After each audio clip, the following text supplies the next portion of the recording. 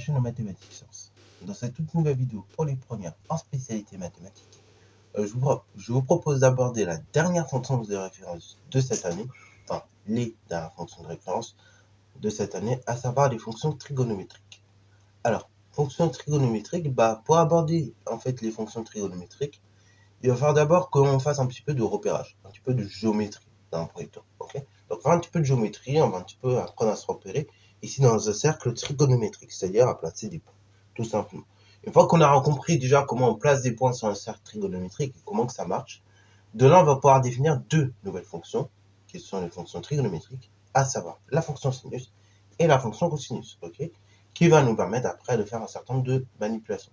Alors, en soi, il s'agit d'un chapitre qui n'est pas forcément trop long, la fonction trigonométrique, mais néanmoins, c'est un chapitre de base pour la terminale. Et en même temps, c'est un chapitre aussi qui, vous allez voir, va vous faire rappeler de nombreux souvenirs de collège ou de seconde si vous avez fait un peu de trigo. Ok. Alors, du coup, sur la trigonométrie, première des choses qu'il faut bien comprendre, c'est le repérage en cercle trigonométrique, comme celui-ci. Ok. Donc voilà, l'utilité d'un compas maintenant en première, c'est plus tracer des cercles qui n'ont pas de sens, avec juste des rayons et des diamètres donnés, non. Là, le but d'un compas en première, vous allez vite le comprendre, c'est tracer des cercles trigonométriques. C'est pour ça que en CM2 puis en 6e, vous avez un peu cassé la tête, ouais, faut que tu apprennes à tracer un cercle. En fait, ouais, il faut que tu apprennes à tracer un cercle, et ça va vous servir là. Tracer un cercle trigonométrique et placer des points dessus, ça fait partie des compétences de base que vous devez maîtriser. Alors, sur un cercle trigonométrique, déjà comment c'est fait un cercle trigonométrique? Parce que c'est vrai, on parle de cercle trigo, mais on ne parle même pas comment c'est fait. Et bien en fait, c'est quoi? C'est un cercle, comme vous pouvez le voir là à l'écran, dans lequel on a fixé un repère, genre comme ceci. Le repère, il est fixé comment? Regarde. Déjà, c'est un repère qui est dit orthonormé. Il est dit orthonormé, pourquoi? Parce que la norme de OI, c'est la même que la norme de OJ. Ok? Logique, puisqu'on est dans le cercle, et que la longueur OI égale longueur J, parce que tout simplement, ça correspond au rayon du cercle. Ok? Donc, on place un repère, orthonormé donc, dont le centre O, c'est le centre du cercle, et tel que les longueurs OI et OJ sont égales. Et elles sont égales à quoi? Elles sont égales à 1. Première des choses. Voilà. Donc ça, c'est pour la constitution de ce cercle. Sur ce cercle, on peut se déplacer en fait en réalité de deux manières.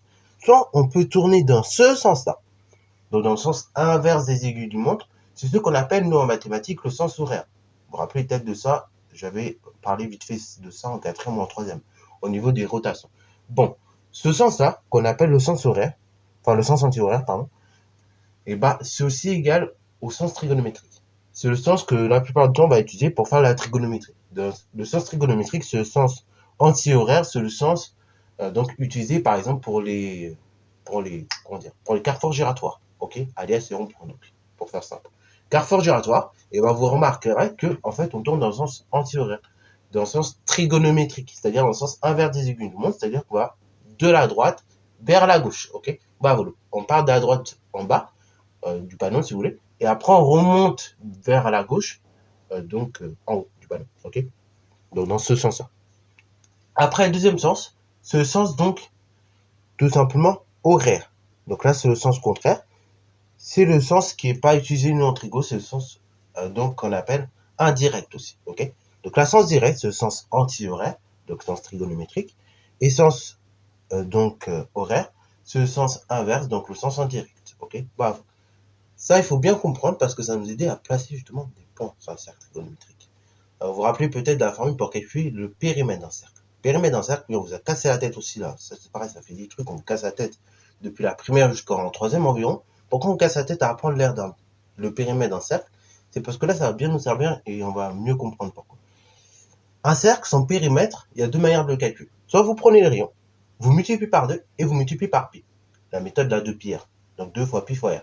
Mais en réalité, 2 fois R, c'est diamètre, ok. 2 fois le rayon, ça correspond au diamètre. Donc, c'est diamètre qu'on multiplie directement par pi.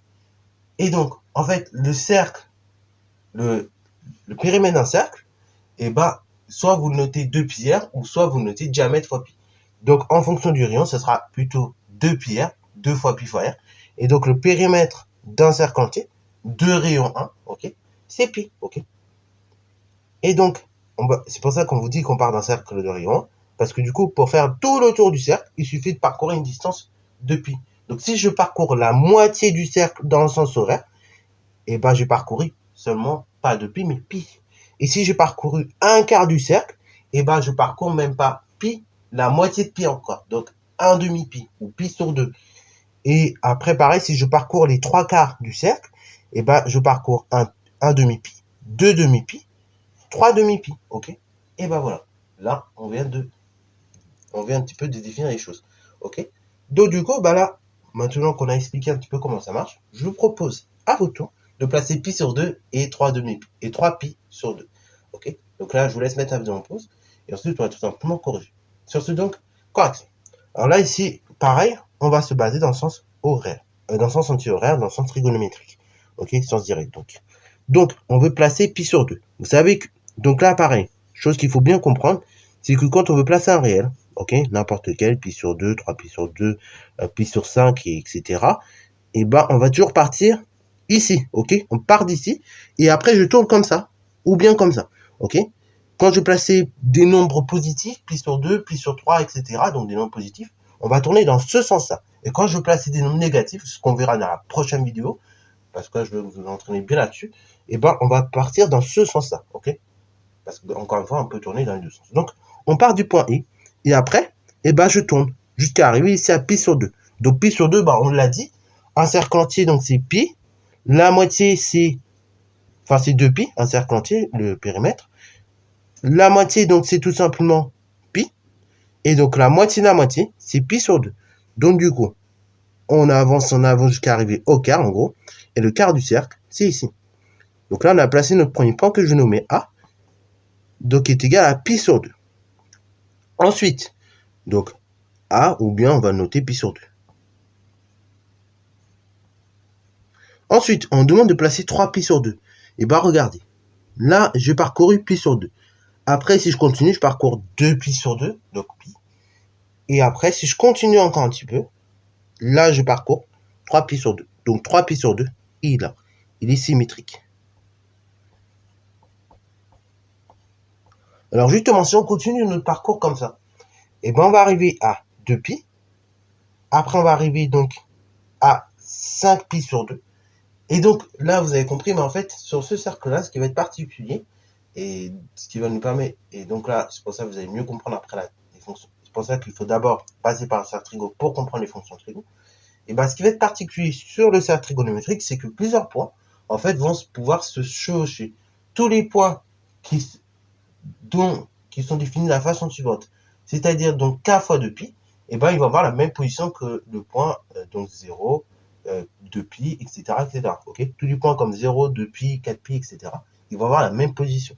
Ok, ils vont être positionnés pareil. Et là, pareil, si je retournais dans le sens inverse, par exemple que je tournais comme ça, que je parcours un quart du cercle, mais dans le sens inverse, et ben, j'ai parcouru moins pi sur 2. Et donc, moins pi sur 2, c'est la même position que 3 pi sur 2. Voilà. Donc, j'espère que vous avez bien aimé cette petite introduction aux fonctions trigonométriques avec le repérage. Encore une fois, vous aurez une prochaine vidéo, on va encore s'entraîner à placer des nombres sur un cercle trigonométrique parce que ça, pareil, c'est des choses, il faut bien les travailler dès le départ pour que vous puissiez bien comprendre la trigonométrie, donc au niveau des fonctions, un peu plus tard aussi, ok? Parce que, ok, certes, c'est pas dans le programme du bac de terminale, je vous l'annonce, mais néanmoins, vous avez beaucoup travaillé avec les fonctions sinus et cosinus tout au long de l'année, vous allez voir les dérivés et compagnie. Et non seulement ça, et en plus de deux, bah, ça permet de bien vous préparer au chapitre de trigo de l'année prochaine. Donc voilà, faut quand même être à l'aise avec ces choses. Bon, j'espère que cette vidéo t'a plu. Si c'est le cas, n'hésite pas à la liker, commenter et bonne à toi en mathématiques et en sciences.